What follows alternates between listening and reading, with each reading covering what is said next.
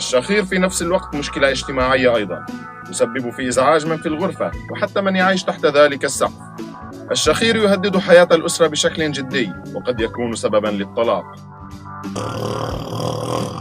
أوركس مانع الشخير ويقضي عليه في زمن قصير، وهو جهاز فيزيائي معالج. أوركس يؤثر على الجيوب الأنفية وتأثيره العلاجي والفيزيائي فعال جدا على الأنسجة الأنفية.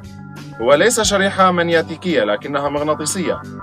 الأجهزة المنياتيكية لها خاصيات مغناطيسية قد تؤثر على القلب وعلى وظائف الدماغ، ولكن أوركس من خلال الشريحة المغناطيسية يقوم على تنظيم ضيق التنفس وتوسيع الشرايين أو خلل في لسان المزمار والأعراض التي تظهر على الشخص المشخر، وهكذا يقوم على فتح مجرى التنفس ويساعد على توقف الشخير.